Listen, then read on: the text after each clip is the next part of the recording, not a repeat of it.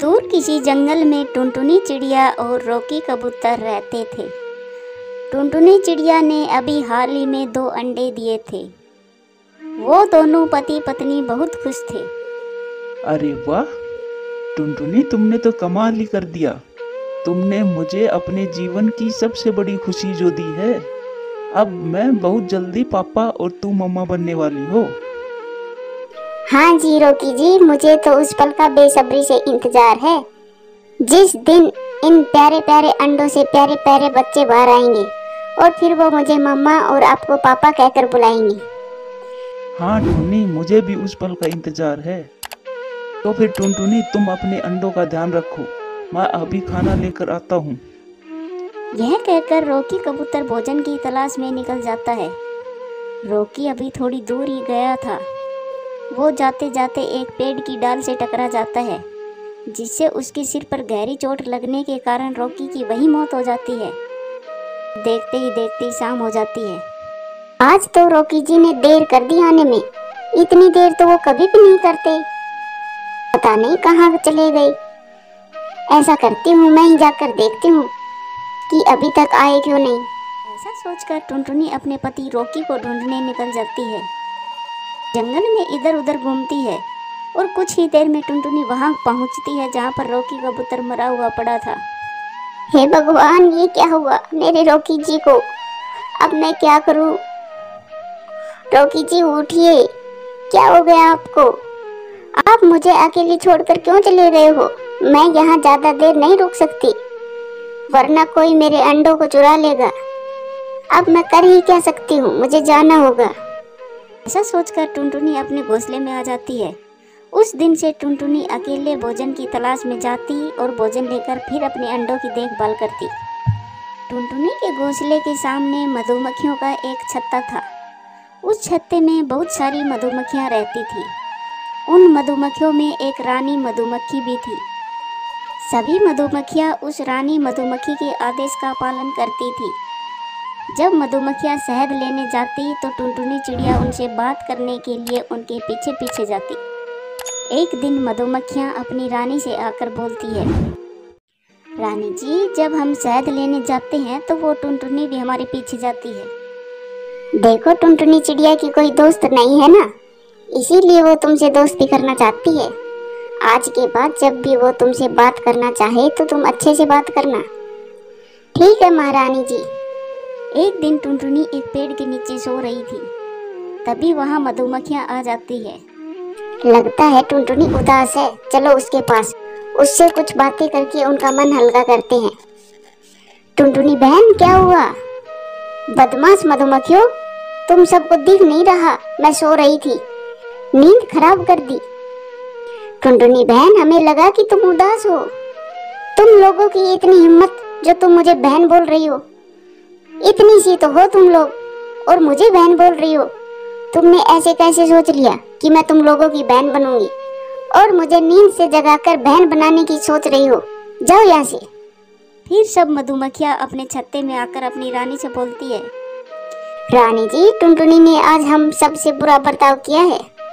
तुम लोगों ने कुछ गलत हरकत की होगी उनके साथ। नहीं रानी जी, टुनटुनी पेड़ के नीचे सो रही थी। हमने सोचा कि वो उदास है। हमने उसके पास जाकर उनका हालचाल पूछा तो वो गुस्सा हो गई। टुनटुनी जानबूझकर ऐसा कभी भी नहीं करती। तुम लोगों ने उसकी नींद खराब कर दी, इसीलिए वो गुस्सा हो गई। अगर तुम्हें भी कोई नींद से जगा दे तो तुम सबको भी गुस्सा आएगा ना। कुछ दिनों बाद टुनटुनी के 2 अंडों से 2 बच्चे बाहर आए। उस दिन से टुनटुनी अपने बच्चों की देख रेख में लगी रहती। एक दिन टुनटुनी अपने बच्चों के लिए भोजन लेने गई हुई थी। कुछ ही देर बाद अचानक टुनटुनी का एक बच्चा घोंसले से नीचे गिर गया। तभी वहां से एक शियार गुजर रहा था। शियार की नजर उस बच्चे पर पड़ी। अरे वाह, क्या बात है, आज तो बिना मेहनत के ही भोजन मिल गया। लगता है आज मेरा भाग्य खुल गया है। आज मैं इस बच्चे को अपना नाश्ता बनाता हूँ। यह कहकर शियार टुनटुनी के बच्चे को मुंह में लेकर भागने लगा। तभी शियार को मधुमक्खियों की रानी देख लेती है। बहनों देखो, टुनटुनी के बच्चे की जान खतरे में है। उसे उस दुष्ट शियार से बचाना होगा। जाओ और उस दुष्ट शियार को सबक सिखाओ। फिर मधुमक्खियां जाकर उस शियार पर हमला बोल देती है। डंक के दर्द से वो शियार उस बच्चे को वहीं छोड़कर भाग जाता है। कुछ ही देर बाद टुनटुनी वहाँ आ जाती है। वहाँ आकर देखती है कि उसका बच्चा मधुमक्खियों के साथ खेल रहा है। मेरा बच्चा यहाँ कैसे आया? टुनटुनी, आपके बच्चे को वो दुष्ट शियार लेकर भाग रहा था। हम लोगों ने उस शियार पर हमला करके आपके बच्चे को बचा लिया और तभी से ही आपका बच्चा यहाँ हमारे साथ खेल रहा है। आज अगर आप लोग ना होते तो ना जाने मेरे बच्चे का क्या होता। आप लोगों ने मिलकर मेरे बच्चे की जान बचाई है। आपका बहुत बहुत धन्यवाद। कुछ दिन पहले मैंने आप सबके साथ बहुत बुरा बर्ताव किया था। अगर आप लोग चाहते तो मेरे बच्चों की जान ना बचाते, लेकिन फिर भी मेरे बच्चे की जान बचाकर ये साबित कर दिया कि आप सब ही मेरे सच्चे दोस्त हो। उस दिन से मधुमक्खियाँ और टुनटुनी की दोस्ती हो गई और फिर सब एक ही पेड़ पर मिलजुल कर खुशी खुशी रहने लगे। दूर एक जंगल में टुनटुनी अपना घोंसला बनाकर रहा करती थी। टुनटुनी बहुत दयालु और सीधी थी। टुनटुनी के भोलेपन का जंगल के सभी पक्षी फायदा उठाया करते थे और पीठ पीछे उसे बेवकूफ पागल कहा करते थे। जंगल में तेज बारिश होने के कारण कालू कौवा का घर टूट गया था। तो कालू कौवा और उसकी पत्नी गोरी कौवी टुनटुनी के घर आते हैं। टुनटुनी बहन, हमारी मदद करो। तुम बहुत ही दयालु हो। मुझे पता है तुम हमारी मदद जरूर करोगी। जंगल में कोई भी ऐसा पक्षी नहीं है जो मुसीबत में किसी का साथ दे। टुनटुनी बहन, क्या तुम हमारी मदद करोगी? क्या बात है कालू भैया, तुम्हें कैसी मदद चाहिए? टुनटुनी बहन, दरअसल मेरे घर की हालत बहुत खराब है। बारिश के मौसम में हमारे घर की छत टपकती रहती है। क्या हम बारिश रुकने तक तुम्हारे घर में रह सकते हैं? हाँ टुनटुनी बहन, प्लीज हमें अपने घर में रुकने दो। हम दोनों इतनी तेज बारिश में कहाँ जाएंगे? जंगल का कोई भी पक्षी हमारी मदद नहीं कर रहा। हाँ हाँ गोरी बहन, क्यों नहीं, आप दोनों मेरे घर में रह सकते हो। तुम चिंता मत करो। ठीक है टुनटुनी, बारिश रुकने तक हम यहीं रहेंगे और बारिश रुकने के बाद हम अपना घर बना लेंगे। फिर वो दोनों टुनटुनी के घर रहने लगे। कालू कौवा और गोरी कौवी बहुत आलसी थे। वो दोनों कोई भी काम नहीं करते थे।